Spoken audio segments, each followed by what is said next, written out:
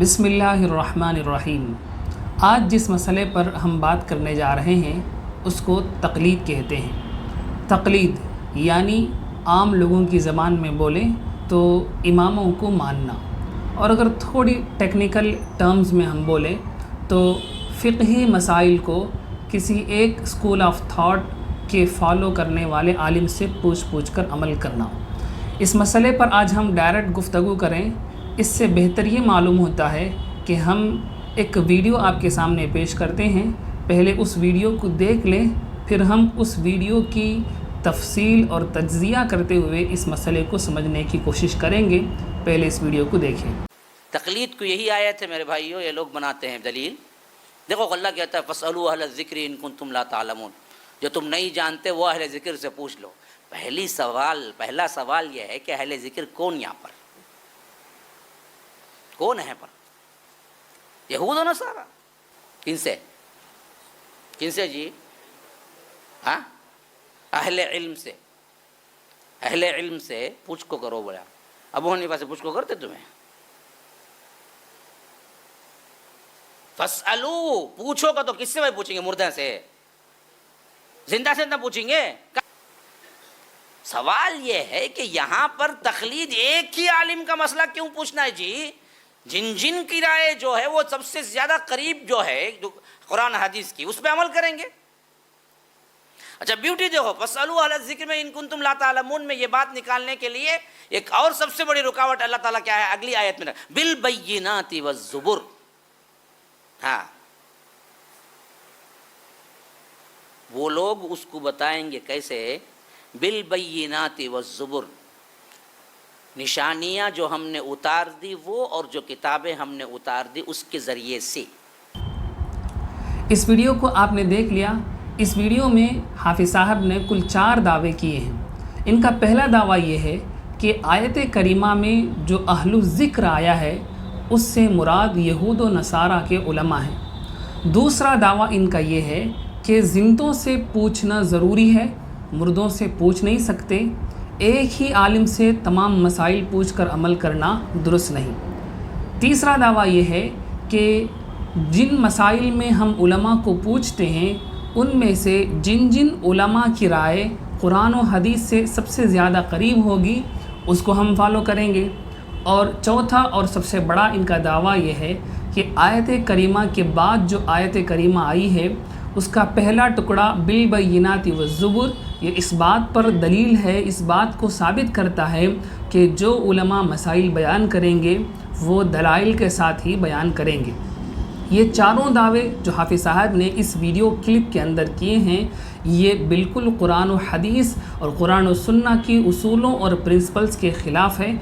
आइए तफसील से हम इसको समझने की कोशिश करते हैं। कुरान मजीद के इसी आयत की असल तफसीर अगर हम उसूल तफसीर के हिसाब से और मुफस्सिरीन ने जो तहकीकात पेश की हैं उनकी रोशनी में अगर हम सुन लें और समझ लें तो इस आयत करीमा की असल तफसीर भी हमारे सामने आ जाएगी, और हाफिज़ साहब ने इस आयत करीमा की तफसीर में जो गलतियाँ की हैं उनकी तहकीकात भी आपके सामने आ जाएंगी। पूरी आयत करीमा है सूरह अन-नहल की आयत नंबर 40 पर 3। अल्लाह फरमाते हैं वमा अरसलना मिन क़ब्लिका इल्ला रिजालन नूही इलैहिम फ़स्अलू अहल ज़िक्रि इन कुंतुम ला तालमून, यानी और हमने तुमसे पहले मर्दों ही को पैगंबर बनाकर भेजा था जिनकी तरफ हम वही भेजा करते थे, अगर तुम लोग नहीं जानते तो अहल ज़िक्र से पूछ लो। आयत के फ़र्स्ट हाफ़ की जो तफसीर हाफिज़ साहब ने की है उससे हमें ख़ास कोई इख्तिलाफ़ नहीं है, इसलिए हम उसको छोड़ते हैं। डायरेक्ट आयत के सेकंड हाफ़ की तरफ जाते हैं। आयत का सेकंड हाफ़ है फ़स्अलू अहल ज़िक्रि इन कुंतुम ला तालमून, तुम्हें अगर इल्म नहीं है, तुम अगर नहीं जानते हो तो अहलु ज़िक्र से पूछ लो। अब इस आयत करीमा के अंदर 3 बातें हमें समझनी हैं। पहला है फ़स्अलू का माना क्या है, दूसरा है अहल ज़िक्र का मिस्दाक़ कौन है, और तीसरा एक उसूली मसला है जो इस आयत करीमा में हमें समझना है। देखिए आयत करीमा में जो फ़स्अलू आया है अरबिक ग्रामर के हिसाब से ये सीग़े अम्र यानी इम्पेरेटिव फ्रेज़ है, और तफसील का उसूल ये है कि जहाँ भी इम्पेरेटिव फ्रेज़ आए और اس سے آگے کوئی قید نہ ہو یا قرآن مجید کے اندر دوسری قید دوسری کنڈیشن نہ ہو، ایبسلیوٹ امپیریٹیو فریز کہیں استعمال ہوا ہو، تو اس آیت کریمہ سے جو مسئلہ ہمیں معلوم ہوگا وہ فرض درجے کا مسئلہ ہوگا، وہ واجب درجے کا مسئلہ ہوگا۔ اسے میں اردو میں ٹیکنیکل ٹرمز میں کہوں تو مطلق صیغہ امر وجوب کے لیے آتا ہے، یعنی جہاں بھی اللہ ایبسلیوٹ کسی چیز کا حکم دیں گے تو وہ حکم واجبی درجے کا ہوگا۔ تو معلوم ہوا کہ علم جب نہیں ہے تو اس وقت اہل الذکر سے پوچھنا واجب ہے۔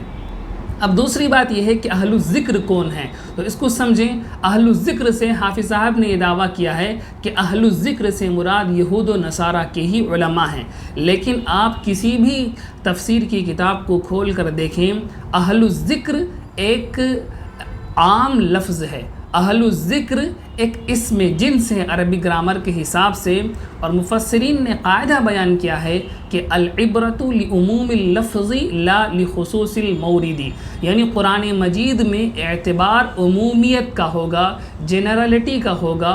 قرآن مجید میں اعتبار اس آیت کریمہ کے پس منظر کو دیکھتے ہوئے کسی خصوصی فرد کا نہیں کیا جائے گا۔ تو معلوم ہوا کہ اہل الذکر سے صرف یہود و نصارہ کے علماء مراد لینا یہ پورے مفسرین کی تفسیر کے خلاف ہے۔ اہل الذکر سے مراد علماء ہیں، علم والے ہیں۔ آپ اس کی تفسیر اگر دیکھنا چاہیں تو کسی بھی تفسیر کی کتاب کو کھول کر دیکھ لیں، وہاں اس آیت کریمہ کے اندر اہل الذکر سے علماء نے اہل العلم ہی مراد لیا ہے۔ اور تیسرا پوائنٹ ہمیں یہ سمجھنا ہے کہ سوال کا جو ہمیں اہل الذکر سے کرنے کا حکم دیا گیا ہے کہ ہم اگر علم نہیں ہے تو اہل الذکر سے سوال کریں، یہ حکم ایبسلیوٹ ہے، ان باؤنڈ ہے، اور تفسیر کا فقہ کا مسلمہ اصول ہے، مسلمہ قاعدہ ہے، المطلق یجری علی اطلاقہ، یعنی ایبسلیوٹ اور ان باؤنڈ کو اسی حالت پر رکھا جائے گا، اپنی طرف سے، اپنے آپ کی طرف سے، اپنے نفس یا خواہشات کی طرف سے اس کے اندر کسی بھی قید کو، کسی بھی کنڈیشن کو اپلائی نہیں کیا جائے گا۔ تو ہمیں جو سوال کرنے کا حکم دیا گیا ہے وہ ایبسلیوٹ حکم دیا گیا ہے، وہ ان باؤنڈ حکم دیا گیا ہے، اس میں کسی قسم کی ریسٹرکشن نہیں ہے۔ اگر ہم اپنے طرف سے کسی قسم کی ریسٹرکشن یا باؤنڈ اس کے اندر لانا چاہتے ہیں تو ضروری ہے کہ ہم قرآن و سنہ سے اس باؤنڈ کو پروو کر سکیں۔ تو اس کا صاف مطلب یہ ہے کہ قرآن و سنہ میں ہمیں جو حکم دیا گیا ہے وہ ایبسلیوٹ حکم دیا گیا ہے۔ جب ہمیں ایبسلیوٹ حکم دیا گیا ہے تو ہم اس میں کسی بھی قید کو، کسی بھی کنڈیشن کو اپنی طرف سے ایڈ نہیں کر سکتے۔ تو معلوم ہوا کہ ایبسلیوٹ حکم چونکہ ہمیں دیا گیا ہے، اس لیے ہم ایک وقت میں ایک عالم سے بھی پوچھ سکتے ہیں، ایک وقت میں کئی عالم سے بھی پوچھ سکتے ہیں، کئی وقت میں ایک عالم سے بھی پوچھ سکتے ہیں، زندوں سے بھی پوچھ سکتے ہیں، مردوں سے بھی پوچھ سکتے ہیں، دلیل کے ساتھ بھی پوچھ سکتے ہیں، دلیل کے بغیر بھی پوچھ سکتے ہیں۔ ہر طرح سے پوچھنا ہمارے لیے جائز ہو جائے گا، کیونکہ آیت میں ہمیں ایبسلیوٹ اور ان باؤنڈ حکم دیا گیا ہے۔ اب اس ایبسلیوٹ اور ان باؤنڈ حکم پر حافظ صاحب نے اپنی تقریر میں جو یہ کنڈیشن ایڈ کیا ہے کہ آپ ابو حنیفہ سے کیوں پوچھتے ہو، وہ مردہ ہیں، یہ ایک قید، ایک کنڈیشن اپنی طرف سے اس آیت کریمہ میں ایڈ کرنا ہوا کہ اللہ کہتے ہیں تم جس سے چاہے پوچھو، اور حافظ صاحب کہتے ہیں کہ تم صرف زندوں سے پوچھ سکتے ہو۔ اللہ کہتے ہیں کہ تم ایک عالم سے بھی پوچھ سکتے ہو، کئی عالم سے بھی پوچھ سکتے ہو۔ حافظ صاحب کہتے ہیں کہ ایک ہی عالم سے پوچھنا پروو نہیں ہے۔ ہمارا سوال یہ ہے کہ حافظ صاحب کی یہ تفسیر کس بیسس پر ہے؟ Let me explain.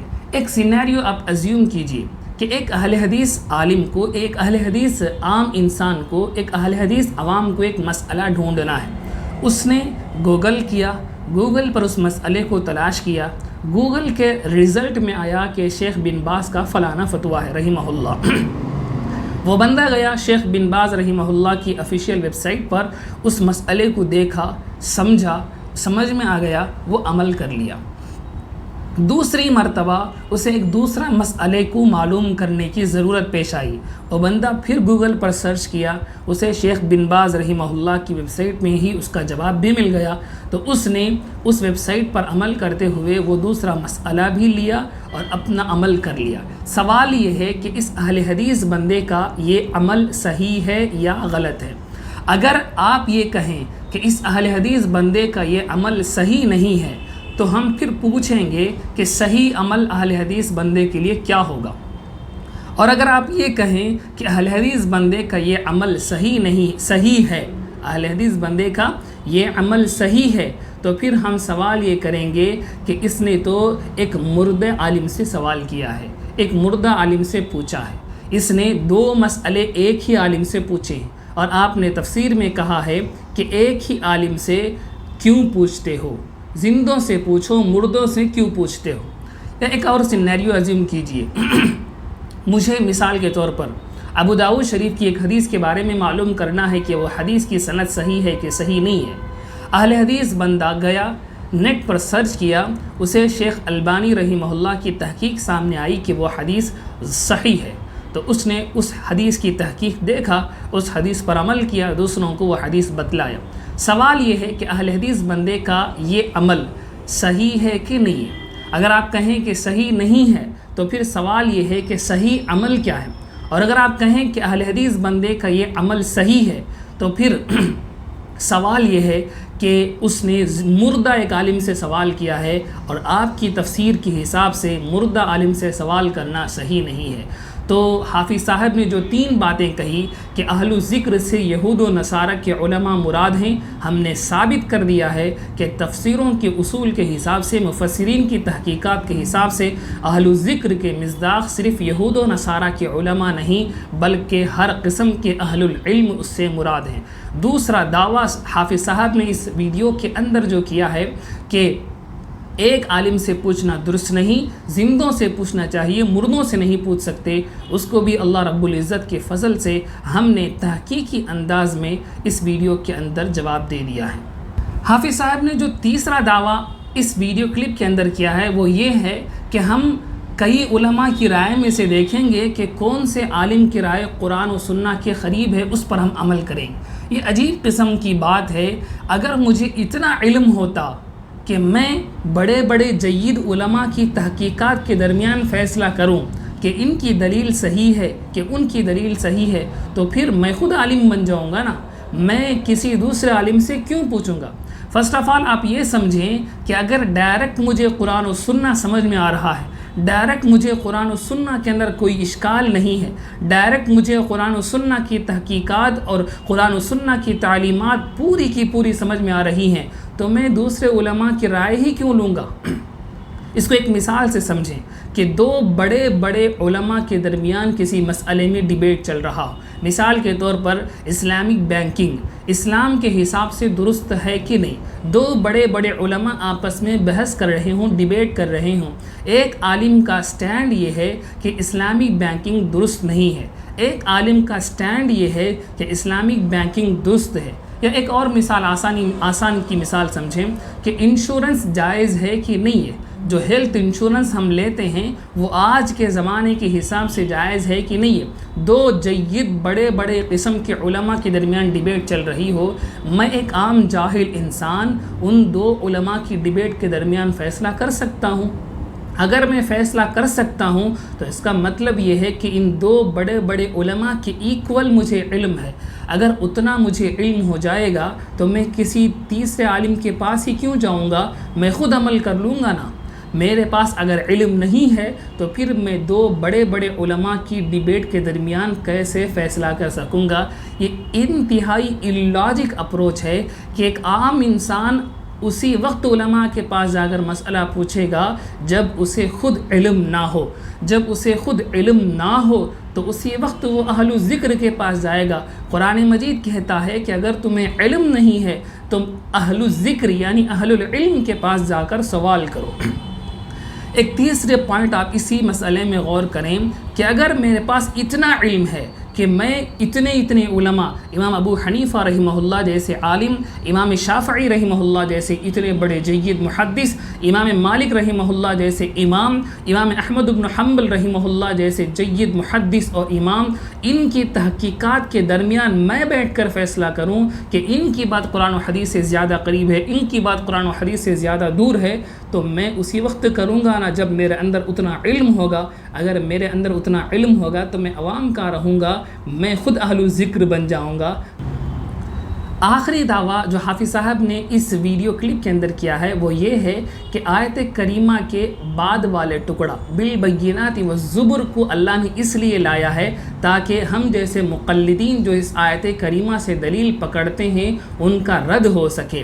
یعنی اللہ یہ کہنا چاہتے ہیں کہ یہ جو علماء تمہیں مسائل بیان کریں گے یہ دلائل کے ساتھ بیان کریں گے۔ یہ تفسیر دنیا بھر کے مفسرین میں سے کسی بھی مفسر کی یہ تفسیر نہیں ہے۔ پوری آیت کریمہ سن لیں، میں تلاوت کرتا ہوں۔ اللہ فرماتے ہیں سورۃ النحل آیت نمبر 40/3 40/4 فَاسْأَلُوا أَهْلَ الذِّكْرِ إِن كُنتُمْ لَا تَعْلَمُونَ بِالْبَيِّنَاتِ وَالزُّبُرِ۔